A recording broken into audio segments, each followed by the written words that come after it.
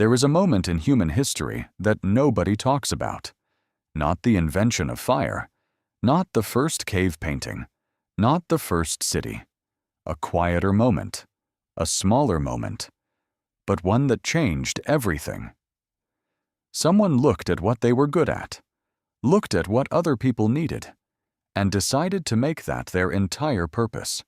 Not just for today, not just for their family, for strangers, across distances, in exchange for something else. That person was the first entrepreneur, and they lived a very long time before anyone had a word for what they were doing. Here is how we know they existed, and here is what they figured out that you are still using today. Let's start with a piece of black glass. Obsidian is a volcanic rock. It forms when lava cools so quickly that no crystals can grow. The result is a natural glass, smooth, dense, and when you strike it correctly, it fractures into edges sharper than almost anything a modern surgeon uses today. For ancient humans, obsidian was the most valuable cutting material in existence. But obsidian has a problem. It only exists in certain places, near ancient volcanoes, in specific geological zones. If you lived in the right place, you had access to the sharpest material on Earth. If you didn't, you were cutting with flint, with bone, with whatever you could find. This is the gap that created the first entrepreneur. Archaeologists have found obsidian tools thousands of miles from the nearest obsidian source, in caves in France, on islands in the Pacific, in burial sites far inland from the volcanoes where the stone formed. In Turkey, obsidian from a single source near Cappadocia has been found as far away as Egypt and Mesopotamia, distances of 500 miles or more. In East Africa, obsidian from specific volcanic vents has been found at sites across the Great Rift Valley, traded between communities that could not possibly have all visited the same volcano. In California, obsidian from obsidian cliffs has been found hundreds of miles away. Researchers who studied these finds noted something remarkable. The obsidian wasn't just being carried, it was being shaped into standardized, uniform, transportable forms before it left the source. Someone was manufacturing product, controlling supply, building distribution. That is not a person carrying a rock. That is a business model. But let's go back even further, because the obsidian trade is not the oldest evidence we have. The oldest evidence we have is a shell. Nassarius gibosulus is a small marine shell. It lives in coastal waters in the Mediterranean. And beginning around 110,000 years ago, ancient humans started making holes in these shells and wearing them on strings. We know this because archaeologists have found them in Algeria, in Morocco, in Israel, in South Africa, all from the same time period, all with man-made holes, many showing signs of pigment and prolonged wear. But here is the detail that changes everything. Several of these shells were found deep inland, far from any coast where Nassarius gibosulus could have been collected. Some were found 40 kilometers from the nearest sea, others much further. These shells did not walk there. Someone carried them. And by 40,000 years ago, the evidence is clearer. Humans were transporting these decorative shells over distances of more than 500 kilometers. 500 kilometers. On foot. Through unknown terrain. Before anything we would call a road or a map or a system of navigation. They were not carrying them for themselves. Someone was bringing value from one place to another. Someone understood that a shell that was common on the coast was rare and valuable inland. And they were doing something about it. That is arbitrage. That is one of the most fundamental business concepts in the history of commerce. And ancient humans were doing it 100,000 years before the first city was built. Now, here is the part of the story that most people miss. We tend to think of trade as something that happened between large organized societies, civilizations, cities, markets. But the evidence shows that trade happened long before any of that, long before farmers, long before permanent settlements, long before any government that could enforce a contract or punish a thief. It happened between hunter-gatherer bands, small groups of 20 to 50 people, moving through a landscape with no laws, no courts, no currency. So how did it work? How do you trade with strangers when there is no money, no contract, no way to enforce an agreement?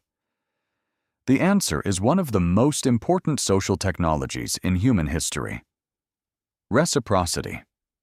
You give me something. I give you something. And we both understand that this relationship has future value. That if I cheat you today, you will not trade with me tomorrow. That my reputation in the network of trading relationships is worth more than anything I could gain by stealing. Researchers who study hunter-gatherer societies have documented this pattern consistently. Gift exchange, mutual obligation, trade relationships that persist across generations. The Kula Ring in the Pacific is perhaps the most famous example. A vast circular trade network across hundreds of islands in Melanesia, elaborate shell ornaments circulating in one direction, armbands circulating in the other. No one object ever accumulating in one place. The movement itself is the point. The relationship is the asset. This is not primitive. This is sophisticated. And it is ancient. But we still haven't talked about the most important person in this story. The specialist. At some point in the ancient world, and the archaeological evidence suggests this happened earlier than we ever assumed, someone in a group developed a skill that others did not have. Maybe they could knap flint better than anyone else, create sharper edges, thinner blades, tools that lasted longer and cut cleaner. Maybe they knew where the best clay was, how to fire it, how to make containers that didn't crack. Maybe they were the person who knew the obsidian source, who knew the route, who knew the people on the other side. Whatever the skill was, the community noticed. And instead of that person spending half their time hunting and half their time making tools, something shifted. They made tools full-time. Other people brought them food. Other people protected them, because their specialized output was worth more to the group than their contribution to the hunt. Researchers studying the pre-pottery Neolithic period in Jordan found evidence of specialized bead production at a site called Shubaika 6. Thousands of pieces of stone debris, unfinished beads, and finished beads all showed signs of standardized production that was probably geared toward exchange. The researchers argued that this hinted toward incipient skilled craft production that was likely part-time and seasonal. This is the birth of the professional, the artisan, the specialist, and it happened before agriculture, before cities, before any of the economic infrastructure we assume is necessary for specialization to exist. The traditional model said that specialists could only exist once there was agricultural surplus. You needed farmers producing more food than they needed before you could free anyone from food production to make pots or tools full-time. But the evidence keeps pushing the timeline earlier, into a world without farms, without surplus, without the economic conditions that were supposed to be required, which means something more fundamental was happening. Specialization is not an economic phenomenon. It is a human phenomenon. People have always recognized that some individuals are better at certain things, and communities have always found ways to support those individuals in exchange for their output. The economic theory came later. The behavior came first. Now let's talk about the actual entrepreneur, The person who didn't just make things, who didn't just trade things, but who figured out how to build a system. Because there is a difference between a skilled craftsman and an entrepreneur. The craftsman makes a better product. The entrepreneur figures out how to get that product to people who need it. That requires something the craftsman doesn't necessarily have. It requires understanding of other people's needs, routes between places, timing, risk, return. The Obsidian traders of prehistoric Anatolia were not just carrying rocks. They were acquiring a raw material at source, shaping it into standardized forms for efficient transport, moving it along routes they had learned or built, trading it at the other end for goods they could carry back. That is supply chain management, in a world with no writing, no currency, no government. The traders who moved shells from the Mediterranean coast to communities 500 kilometers inland were not doing it for fun.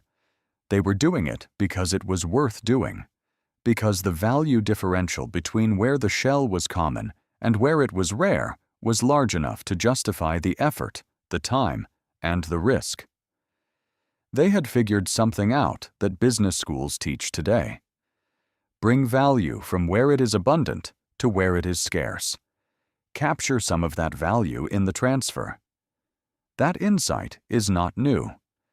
That insight is 100,000 years old. But there is something else the first entrepreneurs did that we rarely give them credit for. They created trust between strangers. Think about what trade requires. You need to believe that the person you are giving something to will give something back. You need to believe that the obsidian is real, that the shells are genuine, that the other party is not going to take your goods and disappear.